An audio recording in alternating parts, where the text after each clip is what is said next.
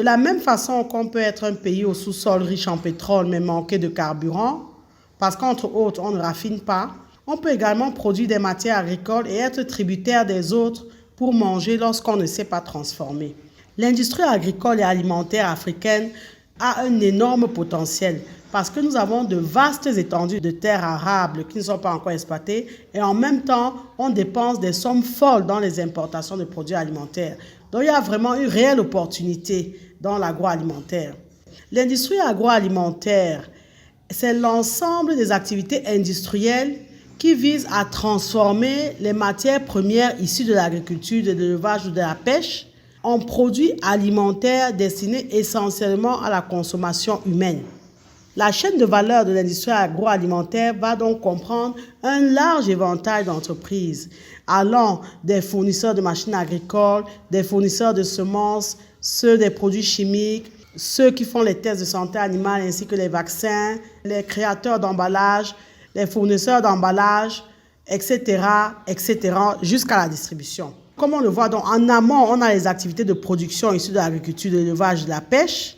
Et en aval, on a le secteur agroalimentaire donc, qui va regrouper non seulement les activités de transformation proprement dit, mais également celles de commercialisation des produits agroalimentaires. Quand on parle d'agroalimentaire, ça regroupe énormément de filières, énormément de process.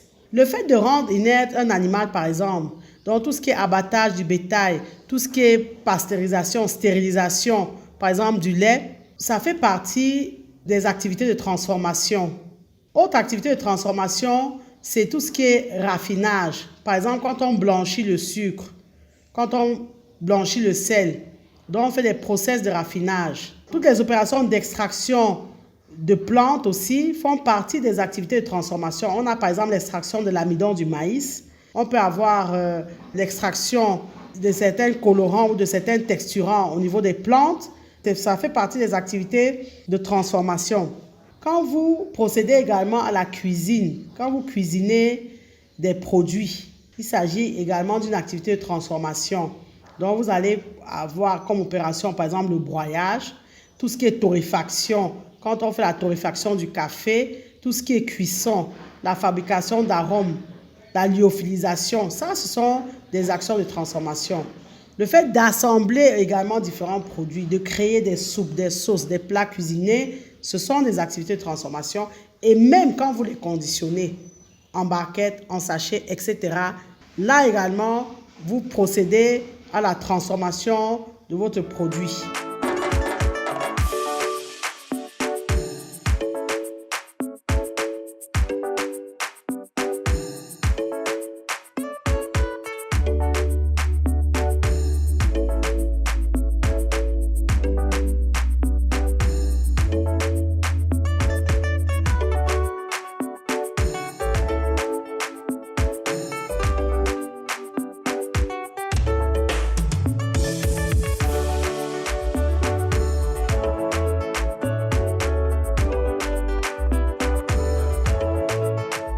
Donc, comme on le voit, donc, il s'agit donc de procédés agroalimentaires.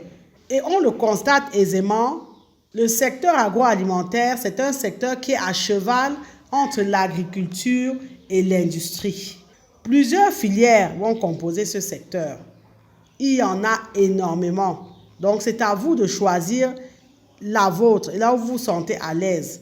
Ça va de la charcuterie, de la boulangerie, de la pâtisserie, la sucrerie, l'huilerie, la brasserie, l'industrie laitière, la meunerie, les boissons, etc., etc. Il y a énormément de filières dans le secteur agroalimentaire. Mais quand bien même vous avez toutes ces filières-là, les enjeux sont les mêmes. Aujourd'hui, l'enjeu est de proposer aux consommateurs des produits sains et naturels. Donc, quand vous allez travailler, vous allez avoir en tête que vous devez donner à ceux qui vont consommer vos produits, des produits qui sont non seulement sains, mais qui sont naturels. Et il faut savoir que le secteur de la transformation agricole est aujourd'hui confronté à de nombreux défis. Il y a des défis d'ordre technique, surtout dans nos pays.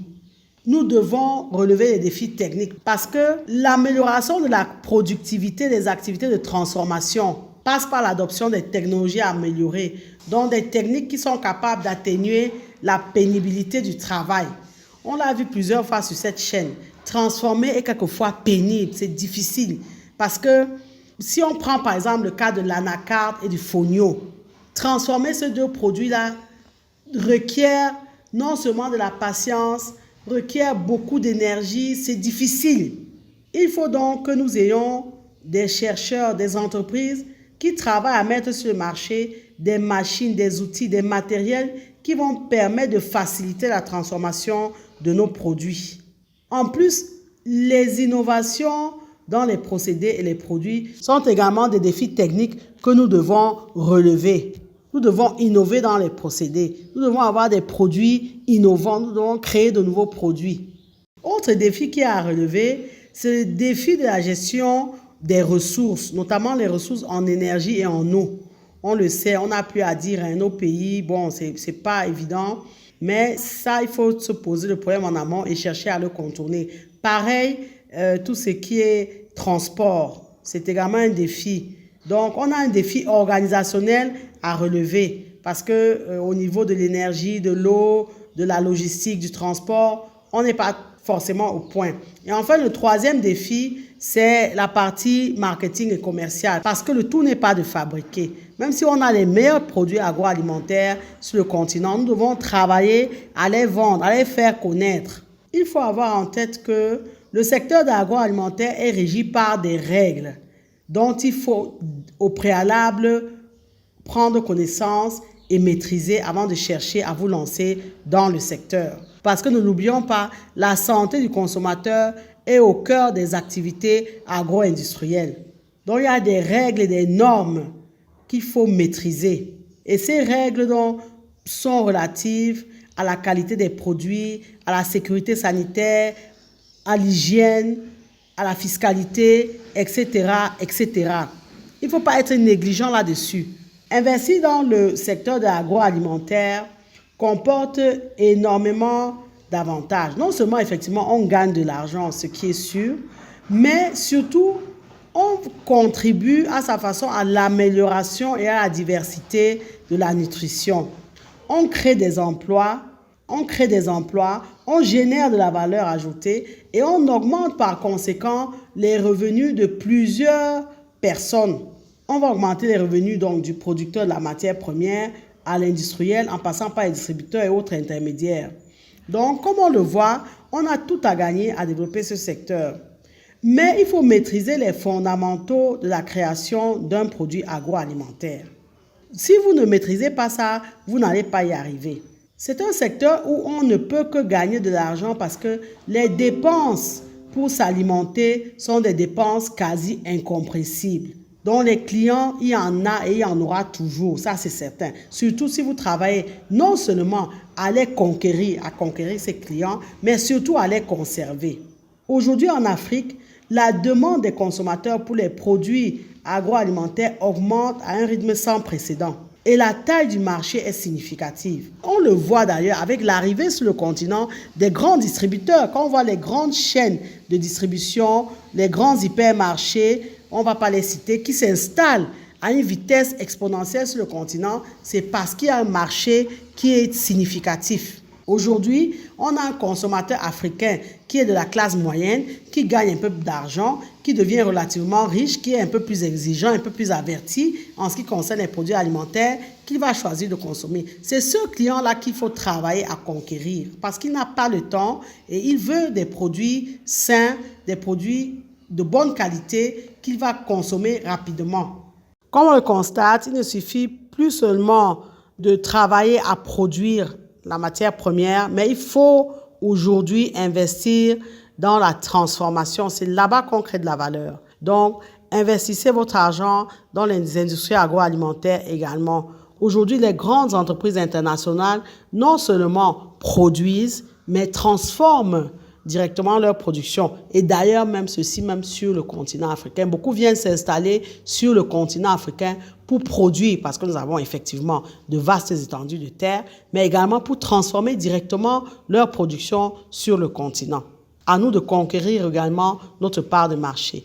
Merci de liker, commenter, partager la vidéo si vous pensez qu'elle vous a été utile. Abonnez-vous à AgriTV Web et activez la cloche de notification pour ne pas manquer nos prochaines publications. Et rappelez-vous toujours que savoir est le point de départ, mais c'est agir qui fait et fera toujours toute la différence. Maintenant que vous savez, place à l'action. Vous êtes porteur d'un grand projet dans le domaine de l'élevage porcin, à savoir créer une ferme moderne et industrielle.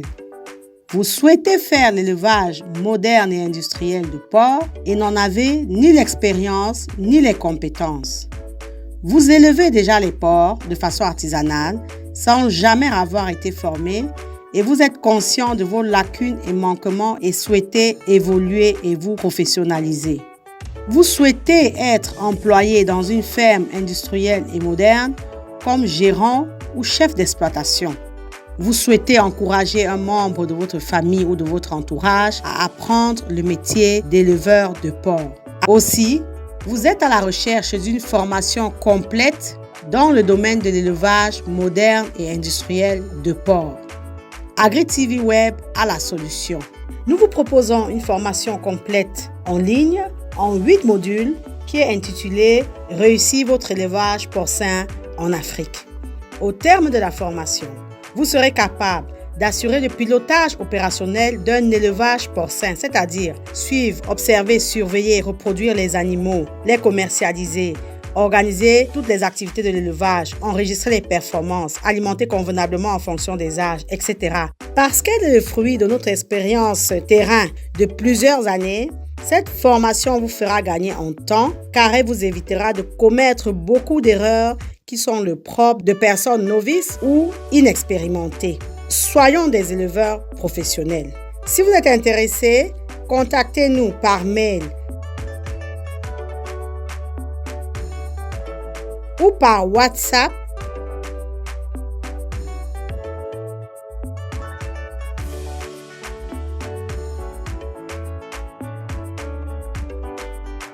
Ne l'oubliez jamais, savoir est le point de départ, mais c'est agir qui fait et fera toujours toute la différence.